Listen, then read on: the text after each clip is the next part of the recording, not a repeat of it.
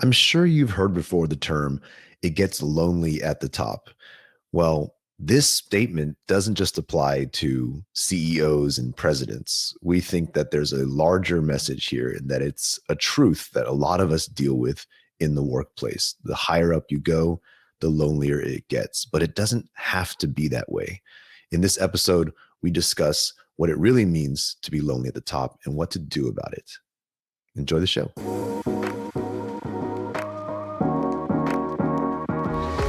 Hello, and welcome to Love as a Business Strategy, a podcast that brings humanity to the workplace. We are here to talk about business, but we want to tackle topics that most business leaders shy away from. We believe that humanity and love should be at the center of every successful business. I am your host, Jeff Ma. I'm a director at Softway, which is a technology company that helps transform company cultures. And I am joined today by President and CEO and good friend, Mohammed Anwar. Hello, Mo. How are you doing? Hey, Jeff. Hey, Frank. I haven't introduced Frank yet. You can't say hi, Frank. Hey, he doesn't exist I'm to the Frank. audience. Hey, everyone. I'm very excited to be here. And I also have Jeff here. He's also here.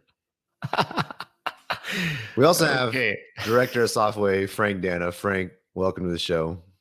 Hey, Jeff. Hey, Mohammed. See, he can do that because Mohammed's already been. Anyways, we've worked on this before. No big deal. Just our 60th episode. We should know this by now. But hey, as we do know, every episode we dive into one element of business or strategy, and we test our theory of love against it. Today, we have the three of us coming together to have a little bit of discussion around a very interesting topic. There's a saying that we've all heard before, I'm sure, in the audience as well, is that it's lonely at the top. And I think the context can be used in many different ways, but a lot of times we hear this a lot, actually, from business leaders, especially CEOs, the very tops of organizations where, you have no one above you and you have no one beside you at your level. And the saying kind of goes to kind of illustrate the isolation and the problems you have to deal with alone, and you have very little support in the traditional sense and guidance and things like that.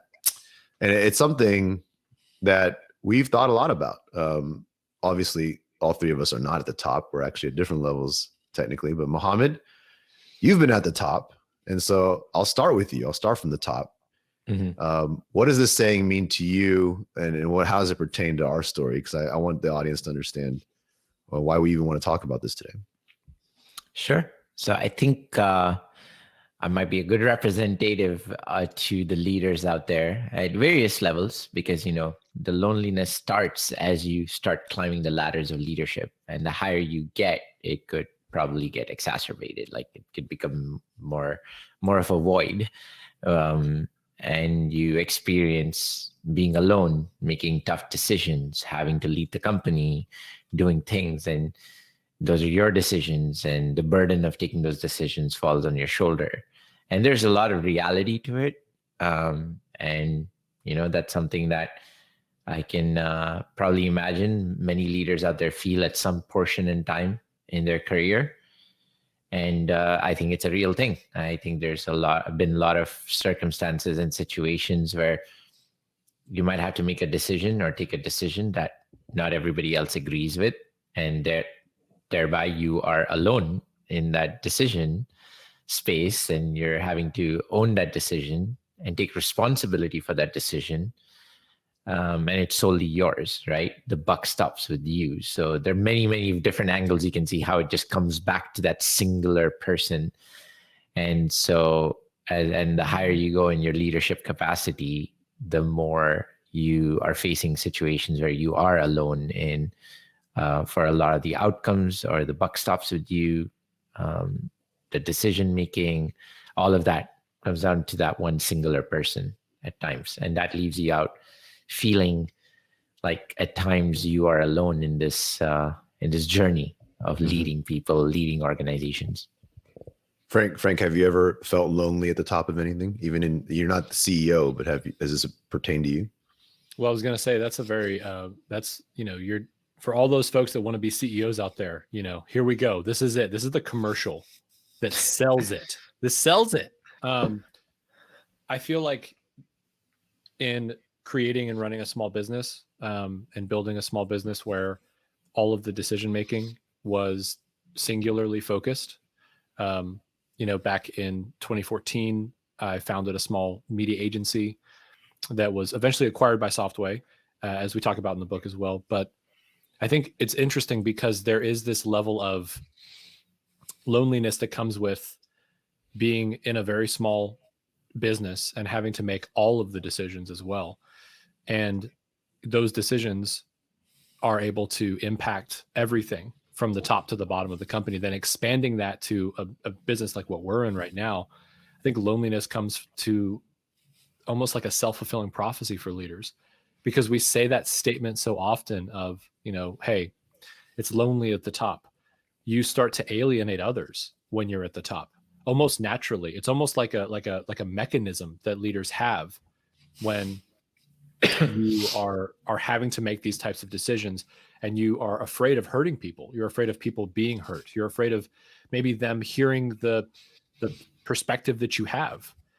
And it feels like, from what I've felt, even at Softway, not at the very top, but near it or wherever this role is, that it is very easy to feel lonely because some parts of you want to protect others from conversations or discussions, or feeling like you don't want to put additional burden on their shoulders. And that can have an effect and a toll to alienate you from others. I think other ways that it's come about is when I was, this is a while back, but when I was just leading teams of project managers, and as I moved up and I kind of became a director over project management, I remember that line was crossed where I was no longer like invited to social events, or like I was no longer included in the outings. It was an automatic kind of inclusion in certain chat rooms and things like that. Just from that level that I reached, it just automatically, I mean, I didn't feel like my personal relationships had changed with anybody. It was just, you're not going to invite the boss to certain things outside. And I think that contributes to a feeling of loneliness as well, as you get excluded from, some things that might've been important to you. Do y'all remember a few years ago, we had that Christmas party where we did a rebrand of our brand with all the neon colors and the stuff and the sticky notes. Remember that? Well, at that party, my wife and I had decided to sit at a table with a group of people. And I was trying to figure out why the group of people that were at that table were some of the loudest, rowdiest people. But when I sat down, they all stopped talking and literally weren't having conversations with each other. And I got up and walked away. And as soon as I walked away, my wife was still at the table. As soon as I walked away, they started laughing and talking and joking. And she got up and came and got me. And she said, "Frank, do you know what's going on?" And I was like, "No, I haven't." "What are you talking about?" She said, "They look at you differently. Like, you are, in their eyes, a leader at Softway to the point where they will change their behavior around you." And I had never even considered that. Like, I had always seen myself as one of the team, but that's not how other people perceive you. In certain situations, you try your best to fit in, like, "Hello, fellow kids." And ultimately what ends up happening is, that's a meme, by the way. I'm not saying that leaders are not kids and not whatever. It doesn't matter. But when you're trying to fit in so hard, you actually don't realize that the way people perceive you as a leader is very different from how you perceive yourself. And try as you might, other individuals are also going to be treating you differently, not just you treating them differently too. And that moment cemented for me the realization that my impact as a leader is real, and that people actually change their behaviors around me. And then I started to recognize it more often. But up until that point, I didn't realize the impact.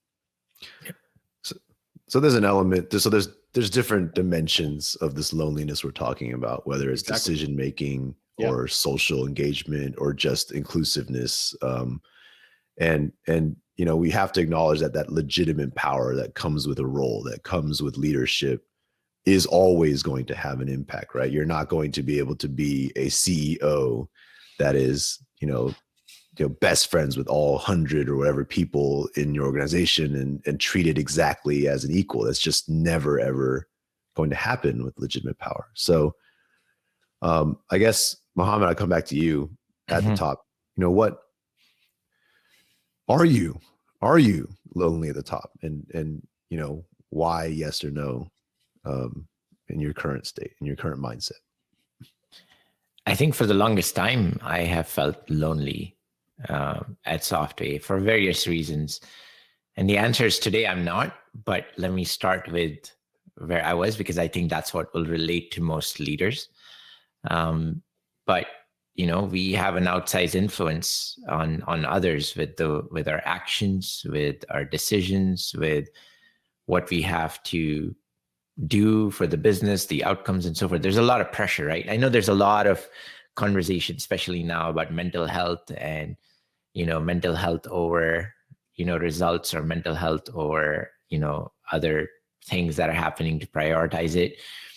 But most of the time, the leaders are generally held up to a higher standard. They are expected to not make mistakes. They're expected to get things right.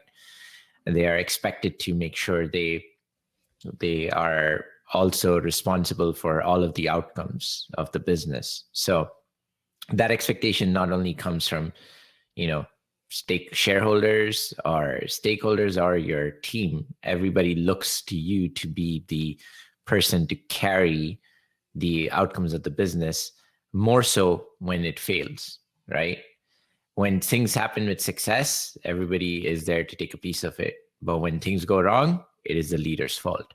Mm-hmm. And that's the reality of how it is. It's like, once you're considered a leader, you don't get celebrated as much for doing good things or successful things. You get really scrutinized for even the simplest of the mistake. And when others make a mistake, you are then expected to see that mistake differently and in fact take accountability for the mistake of others as well. Mm-hmm. But when it comes to your chance to try to be forgiven for mistakes you've made, you don't get that same reciprocity from the rest of the business. And that's the reality, but leaders have to be okay with it, right? So there are many situations like that where leaders are in this really difficult predicament where you cannot afford to make a mistake because of how everybody else perceives you and has expectations from you. So that makes it even harder on the leaders to do what they need to do. I never thought, I just now realized that, we give kudos, like in our large team meetings, we'll always give kudos. And it's almost like taboo to give leadership kudos. I mean, I don't mean like overtly taboo, just that you just rarely hear it, because it's like either A, there's no good work happening in the leadership, which I disagree with, but it's also like, that we spend a lot of time making sure we like spread the kudos out to all the people to make sure they are, appreciated and all that stuff. But then, I'm not saying they're supposed to be, but you're just, what you just said just pointed out that like, yeah, it's really true that like down, lower in the hierarchy or in, perceived hierarchy, there's this need to like really praise and really focus on the positive things. And the higher up you move, the more it's scrutinized and the more that we're really only like trying to point out things that go wrong. I just sensed that as you said that, and it's not a negative thing per se. I think it's a reality that I find really interesting. So sorry, just interrupted there with that, but I thought, yeah, no worries. Yeah, so I think that's there are many other realities like that, right? Like as a leader, you're expected to have empathy towards your team, their real life situations, their realities that they're facing. It is a very one-way street. The same is not extended to the leadership, who are also human, who have similar situations of life, but you're expected to put up with it because you're the leader, right? And there are situations where, there's far more empathy and sympathy towards a person lower in the organization who may be facing family problems, issues with kids, and or situations like that. And you will see outpouring support from peers and so forth. And if there's even a similar situation or different situation for a leader, you do not receive that same outpouring support. I'm not saying it doesn't happen all the time, but I do see the disparity. At least I have witnessed it, and I've seen expectations of other leaders like, well, that's your job. You're a leader. You're the owner. I've been told to my face many, many times when I have to, work late in the night or come on a call on a weekend or take calls on a vacation. There's far less sympathy or empathy there, where people are like, hey, you should not be working. More so like, well, you're the owner, you're expected to do it.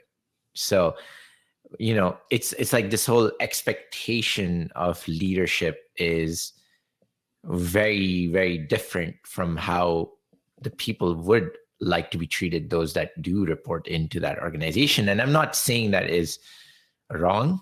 I think that is the reality of being a leader. And I'm not trying here to gain sympathy of leadership. I, in fact, here to encourage leaders that you have to be okay with that. That is why you are a leader. You are expected to be in that unfair equilibrium of how people are treated or experience each other versus where you are in your position. It's just natural. When you're in positions of power, when you're in positions of authority, you are expected a lot more to put up with all of those things than anybody else in the organization, because for many reasons, it could be like because of the size of the paycheck you're taking home. Like, yeah, he makes a lot of money. He can work the weekend. Or, well, that's his business. Of course, you're expected to do all these things, but you can't expect that from anybody else. Or like, if you make a mistake, oh my gosh, like it's like everything good that you have worked for, that one mistake will just like obliterate all the goodness that you may have done, and you have to rebuild all over again because you're 10 steps behind for one mistake, right? So leaders are really looked at that capacity, that thing, and it's not easy to forget that one mistake that the leader does over the 100 things that he or she may have done that is good, because people are looking at you with a microscope and crosshairs to see what is the next mistake this leader is going to make versus what is the right thing that they are doing, right? So, and that's what probably elevates a lot of leaders to keep striving for becoming better. And that's actually, I can use that as positive reinforcement to get better and better. But at the end of the day, we are also human. And I think we don't see that same level of outpouring support. I actually learned a lot more about the mental health and stuff like that, especially from the Olympics recently, because there's so much talk about it. And when you look at, I'm not comparing myself to any Olympic champion or any of that kind of stuff, but there is a certain responsibility to be a leader for a team. And when a leader is having a bad day or they cannot perform at the level that they're supposed to, if they give up on the team or try to make space for themselves, it is not really well appreciated, even by the team members, right? And there's a lot of scrutiny, or if there are mistakes made, like leaders always expected to be correct. And if you look at it from an Olympian standpoint, once you're a gold medalist, people are out to see you fail and not get the next gold. Versus if someone who's never achieved even a medal, if they get to fourth place, they are celebrated. But someone who is at the top gets second place or third place or fourth place, they are not celebrated. They are scrutinized. It's a very similar type of environment with leadership, because you are leading teams. You are expected to be always perfect, be the best, be the example, set the tone. And one mistake is scrutinized far more than the successes you have. If you do end up doing the right thing, like, well, that's what you're supposed to do. Why wouldn't we give you any kudos?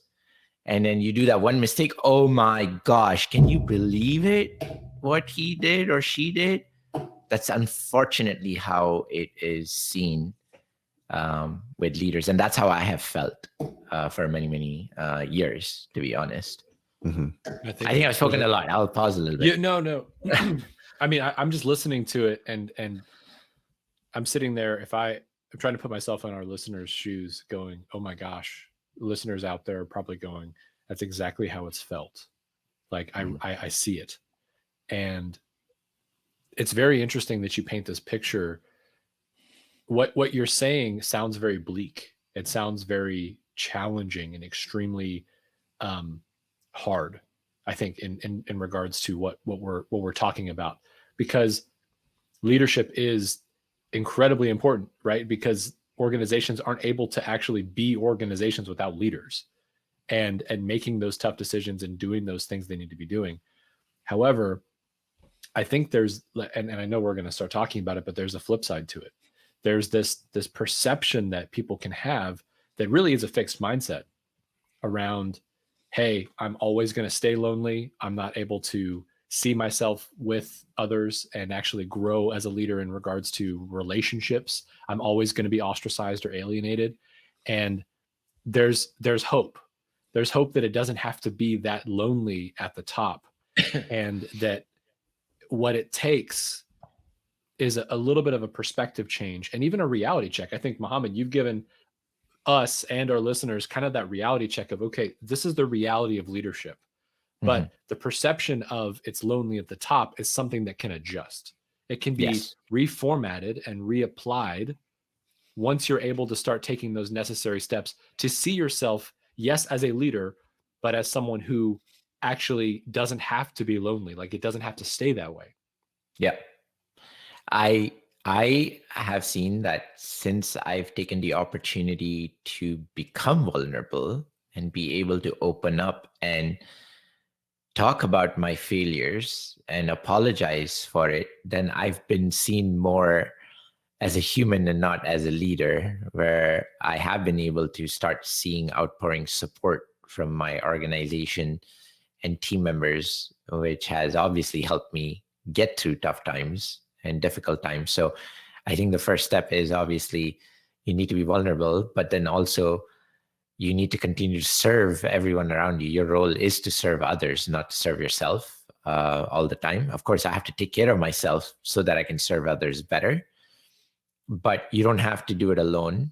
You can create an environment where your team can support you and be there for you. But that also is a responsibility on leaders to create that type of an environment. So you might be creating an environment where you're feeling lonely, but if you want to get out of it, you still have to work towards creating that environment of support. You still have to do it, and you have to do it with no expectations. And you know, the hope is when you are able to serve your team and do what's right for your team with no expectations, and when you recognize all the celebrations that happen that may not be about you, but it is about your team, that is your celebration. When others are being recognized, and you can have a growth mindset and say, that celebration of that person is my celebration. That person's recognition is my recognition.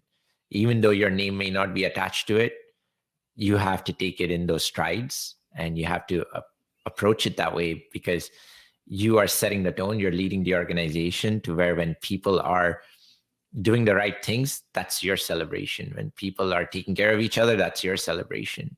That's your moment of joy. And that's what you have to make the best out of it. And that's when you start to see things differently. And you're able to see when others are prospering, when others are celebrating, when others are giving each other kudos, taking care of each other. That's your success. That's your celebration. It doesn't have to be about you. It is about everyone else.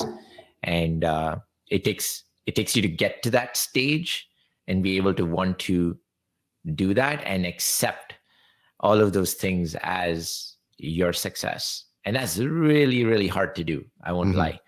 But I struggle with it too, but I've at least found a way that I can at times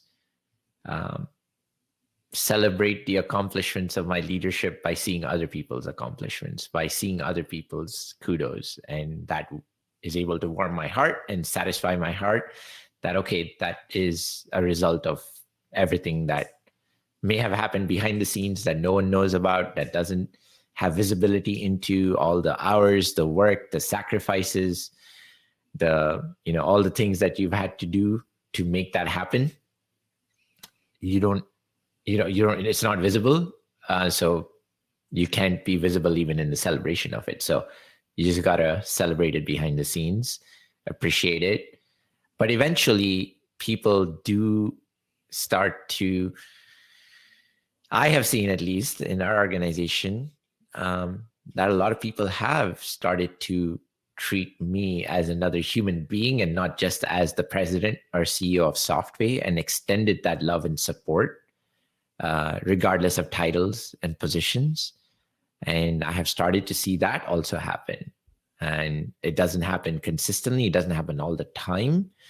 But those little moments and those moments of where I have seen the care and support, even if it happens 1 in 100 times, is enough to carry me through the 100 times it doesn't happen.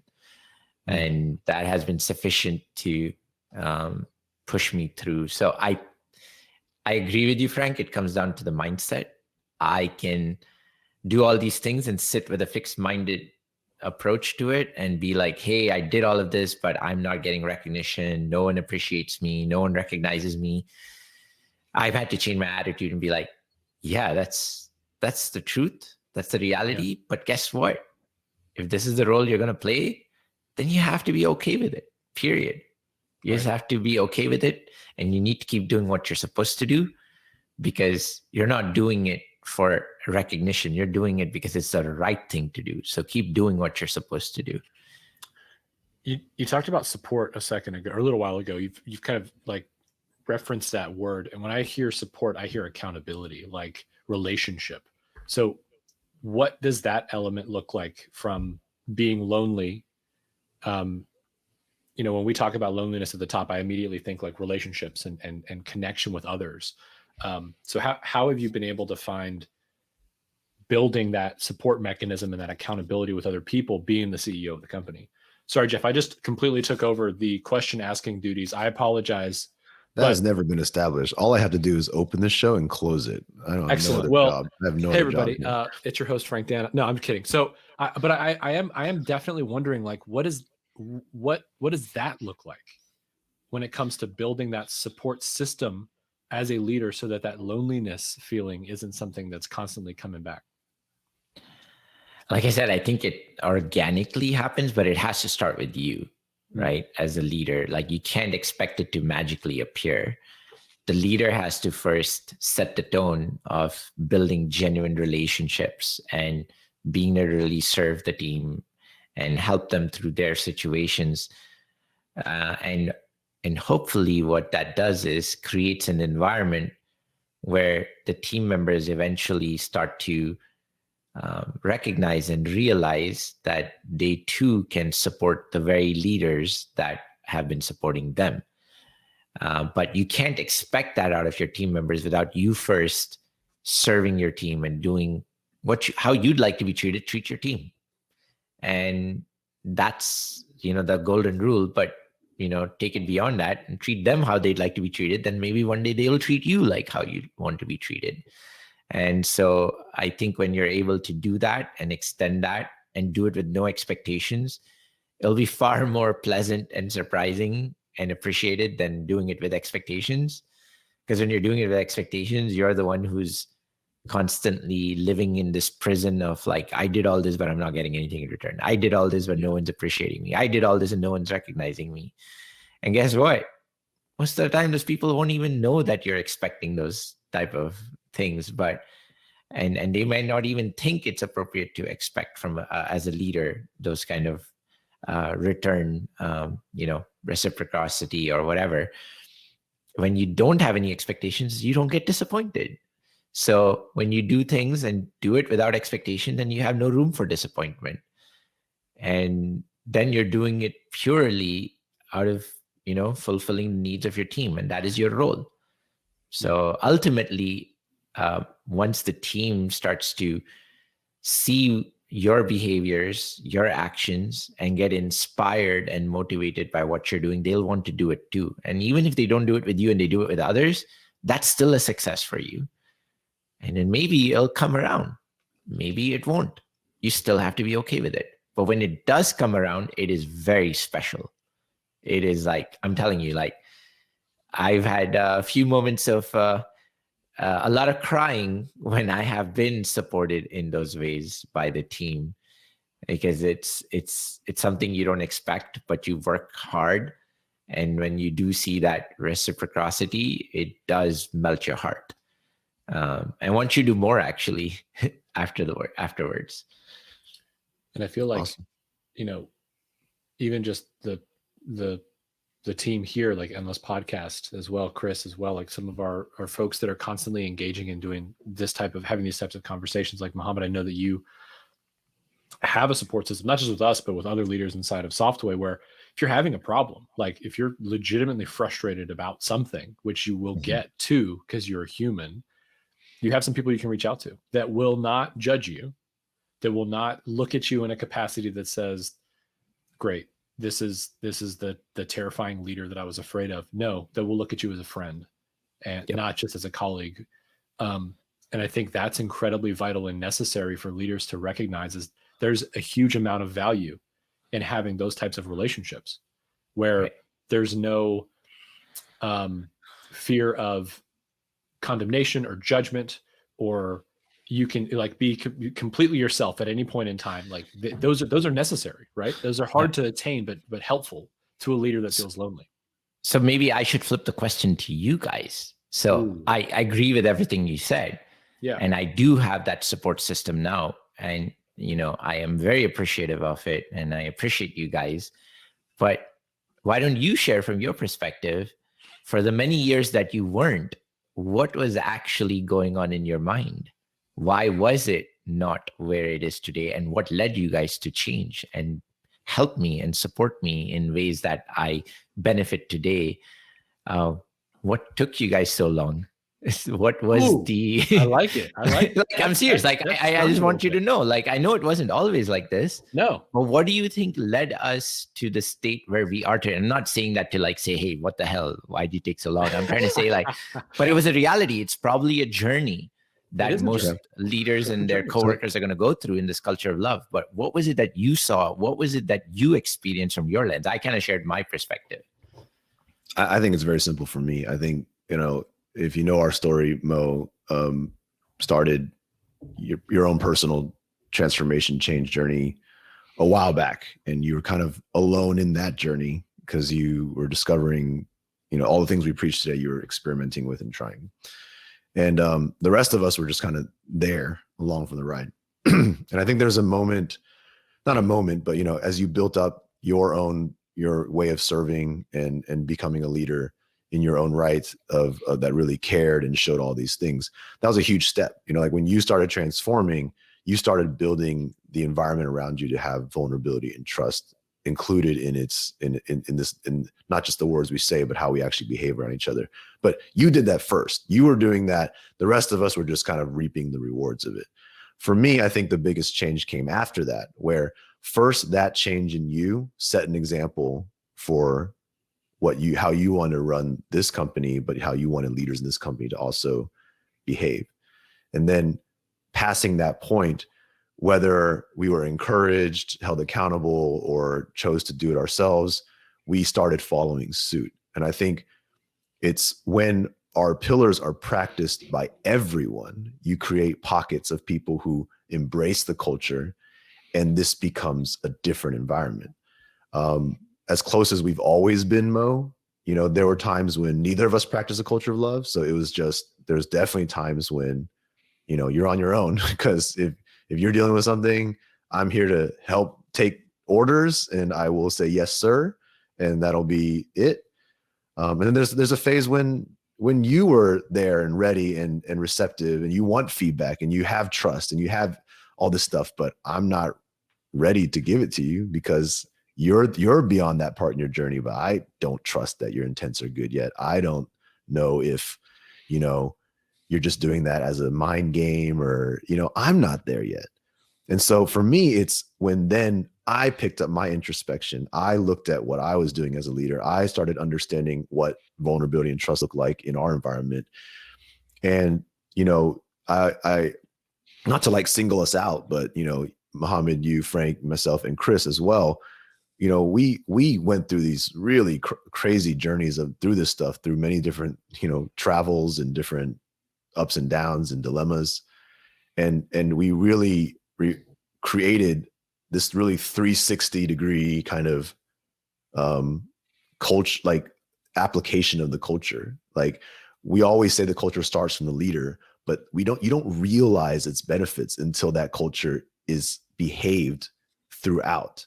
And we've always said that it has to be everyone participating in the right behaviors in order to benefit from all the, you can't just have one leader going out there being vulnerable, showing trust and all these things, and nobody else is working on their own mindsets and receiving it the right way. That's not going to make a difference. And so for me, it all changed when I was also able to address my mindset. And now we're coming to the table with, Mo, no matter what you say or do, I trust in your humanity. I know that what you say is what you mean is what you say. I know that I can believe in your intent. And it makes everything so simple. Like today, our relationship is, yeah, you're technically CEO and, you write the paychecks, you're the boss, you're all those things. But it doesn't change the fact that if you come to me in a bad day, in a bad mood, I am not going to read that any other way. And in fact, I will be supportive. I'll say, look, Mo, you're having a bad day. You're overreacting. You need to, as your friend, you need to calm down and chill out because, you could, that's the only reason I can do that. And it doesn't take courage anymore. It doesn't require me to be anything more than what I know is right. And I think it's a really powerful thing. I think it's a rare thing, to be honest. And that's what I strive to continue. We share this podcast in the hopes that these things can happen for others, because it is possible. You can still be in this environment, get work done. You can be a CEO, non-CEOs, and you can work side by side. That was a very wordy response to your question, but I think I feel very passionate that's the turning point. It wasn't like, leaders need to understand, it's not when you transform that matters. It's when you transform and then you influence others to transform, and everyone buys into this mindset that actually happens. So yeah, sounds like a lot of work, sounds like a long game. It is. It is a long and that's game. why you got to get started. You got to get started now. Yeah. For me, Mohammed, it happened when you invited me in to join this culture with you. And up until that point, it was on that flight to Prague where you gave me some very critical, tough love feedback where you were like, Frank, I've been hoping that you would see the way that I've been kind of acting and moving in this direction and hoping that you would join in with me, but I haven't seen you practicing it. And I want you to start practicing it. And I said, Mohammed, I have permission to do this. And you were like, you don't have to ask for permission to do this. You can just do this. And I was like, oh, okay, cool. Well, that's neat. But it was like a switch had been flipped. And I started to recognize, hold on a second. I didn't need permission to begin this process, but you invited me in to say, you are part of this. Like, it's not just on me to make these changes and to move in this. It is, like Jeff eloquently mentioned, acted out, not just at the leader level, but when everyone is participating. But that invitation in, I think on that flight, I don't know if you know how pivotal that moment was for me, because I think at that moment, we started actually being able to like text more often. Like there was conversations happening outside of work just as much as inside of work. Like I was invited to provide you feedback and you provide me feedback. And it felt like our relationship changed because there was an invitation to participate.